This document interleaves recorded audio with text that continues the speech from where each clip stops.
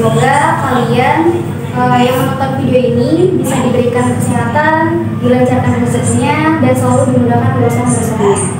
Sebelumnya, perkenalkan nama saya Siti Nurjana, mahasiswa dari Universitas Pelita Bangsa. Video ini dibuat untuk memenuhi tugas mata kuliah media sosial. Kali ini kita kedatangan narasumber dari salah satu PT yang ada di daerah Subang, Jawa Barat. Mungkin bisa berbagi sedikit cerita ataupun ilmu untuk teman-teman semua terkait bidang yang Abang jalani saat ini. Silakan Abang perkenalkan diri dan serta jabatannya di tempat Abang bekerja saat ini.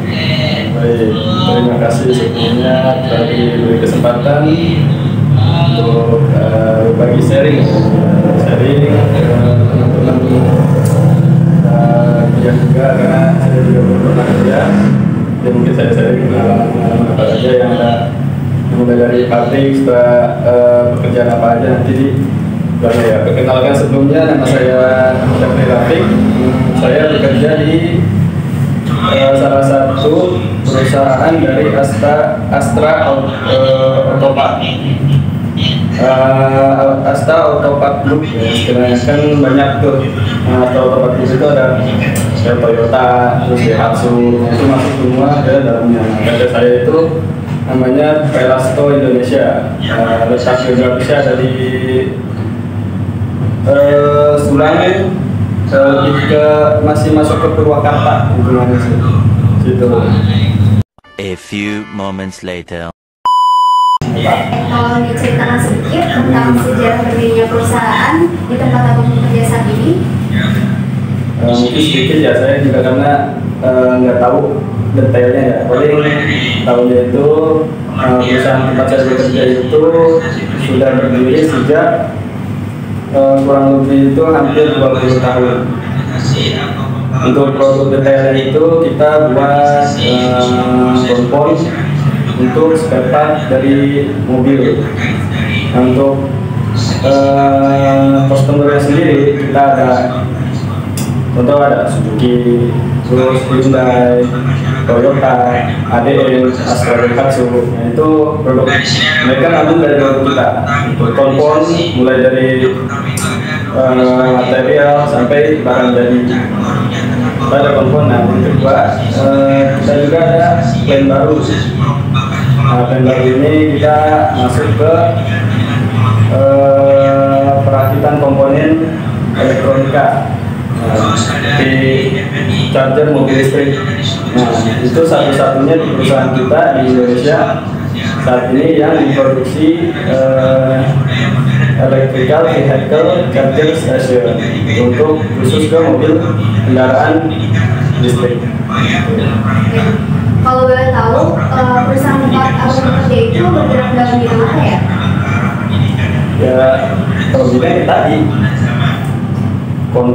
bidangnya perindustrian, kompon tadi, terus fabrikasi juga, sama perakitan juga. Di situ ada di dalam semuanya. Untuk yang detail semua tadi sudah saya sebutkan. Apakah hasil produksinya itu khusus untuk ekspor ataupun produksi juga?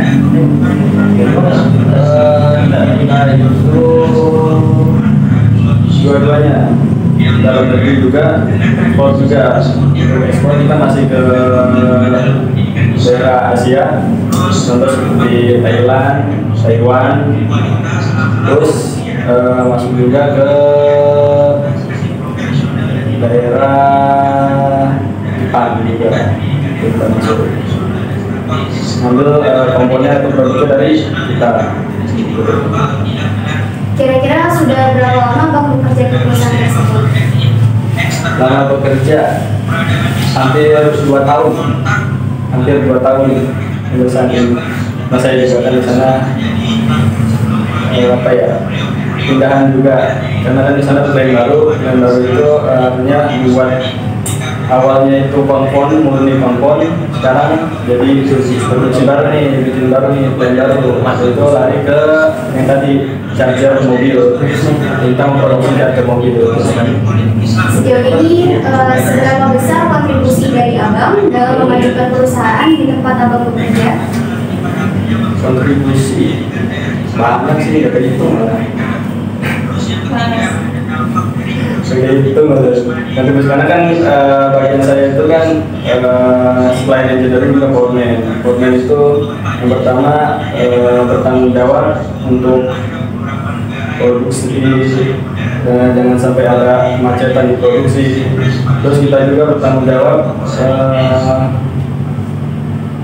apa namanya ya, mengembangkan bagaimana caranya si produksi itu setiap hari jalan lancar tanpa ada kendala.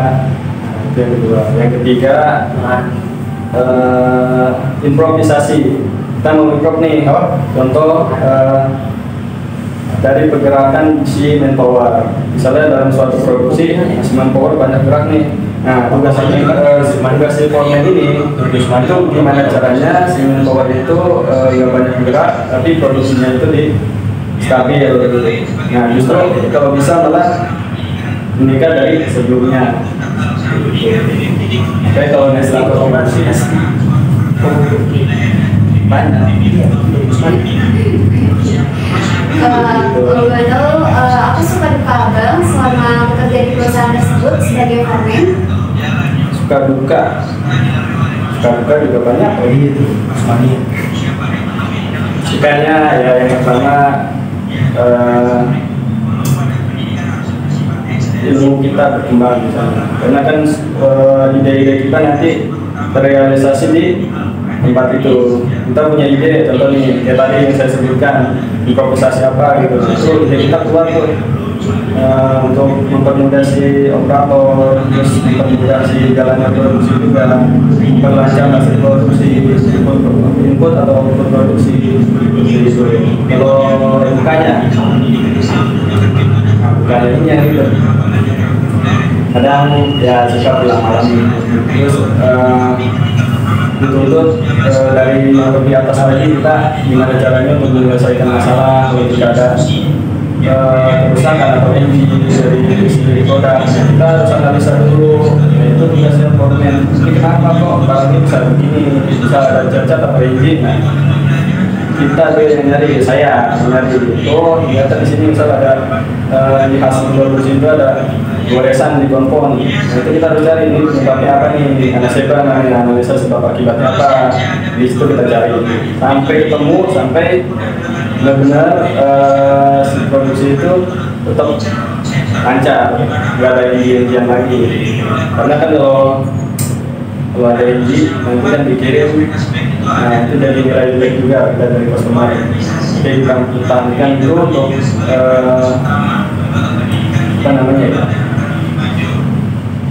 kemurnian barang yang kita kirim lah ke customer itu. Nah, itu bukannya di situ pikiran keras ya udah gitu lah. Kalau masalah suka ya suka juga ada lagi ya, ada terus kayak gitu ya, gitu lah. Jam kerja juga kan ada fleksibel juga.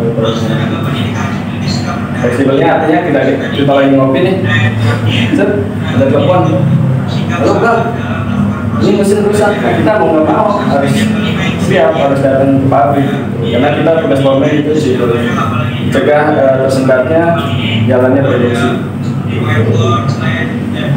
Boleh tolong dijelaskan proses produksi di bagian Anda itu seperti apa?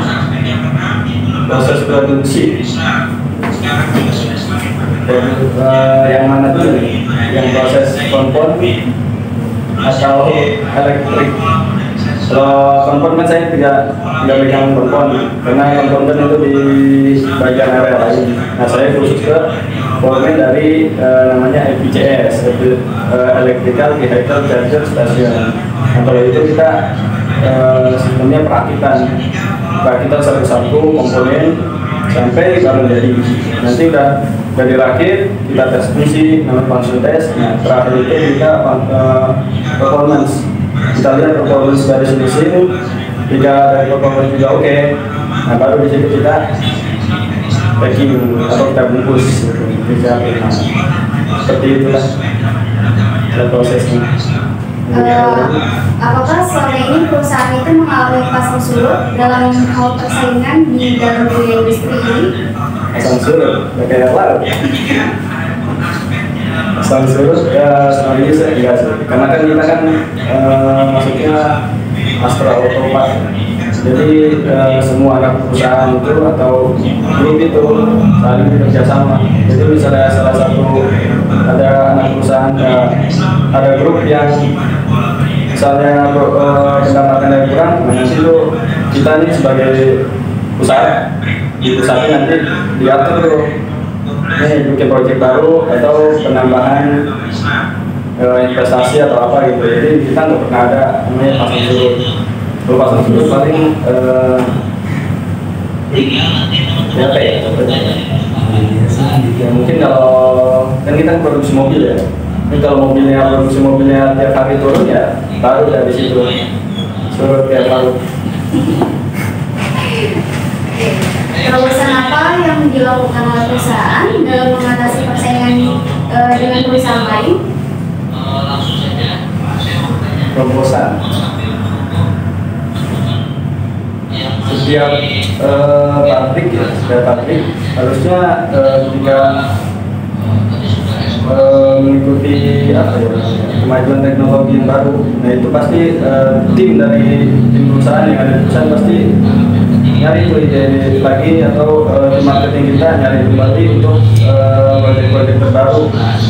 Contohnya kayak tadi nih yang saya nih, ini kan EVCS ini kan baru terutama satu-satunya di Indonesia nih yang bikin charger untuk mobil listrik. Tuh. Nah, terobosan terbaru ya itu kita mengikuti zaman nih, zaman kayak mobil listrik kan di Indonesia masih jarang. Nah, kita bikin terobosan terbaru, nah kita bikin tuh kayak charger untuk mobil listrik itu sendiri. Kita ngikutin zaman seperti itu. Nah, nanti untuk kedepannya nanti kan juga semakin banyak mobil listrik kan makin banyak pula jenis-jenisnya segala macamnya. Nah, kita bikin terobosan baru nanti dari situ kita berkembang lagi desain si charger kita. Charger saya dikembangin lagi terus dari mulai bentuk mungkin sistem yang ada di dalamnya dan lain-lainnya. Itulah untuk terobosan masih banyak sih. Kalau terobosan itu nggak ada habisnya. Kalau misalnya berhenti di situ doang nanti ujungnya kayak perusahaan Nokia kalau Samsung ya BlackBerry itu kan paling di atas tuh. Nah, karena dia terobosan dia nggak ada, akhirnya kalah sama Android yang berkembang justru Android. Nah, kayak gitu aja contoh sederhananya. Kenapa selama ini perusahaan melakukan pemutusan hubungan kerja secara sepihak? Pemutusan, alhamdulillah sih belum ada sih. Yang paling kita ngikutin ya sistem pemerintah juga kayak Omnibus Law. Jika 5 tahun untuk operator maksimalnya 5 tahun. Dari 5 tahun itu nanti baru ada pemutusan, bukan pemutusan sepihak ya. Artinya emang dari sistem itu sendiri. Kalau emang ya dari si operator yang memang bagus, terus segi pekerjaan, absen dan lain-lain, mungkin dia ada kesempatan untuk dilakukan namanya apa ya? Nah, katakanlah istilahnya dari karyawan tetap lah gitu. Jadi kita saling lagi, kecuali yang di level kayak leader ke atas. Kalau leader ke atas kan dia biasanya udah megangnya apa ya? Proyek-proyek kayak gitulah. Jadi untuk pemutusan hubungan sepihak itu di saya ya, di Velasto sendiri itu belum ada. Baik, mungkin cukup sampai di sini podcast kita kali ini. Kurang lebihnya mohon maaf. Saya Siti Nurjana dan narasumber saya Bang Syahri Rofi pamit undur diri. Wassalamualaikum warahmatullahi wabarakatuh.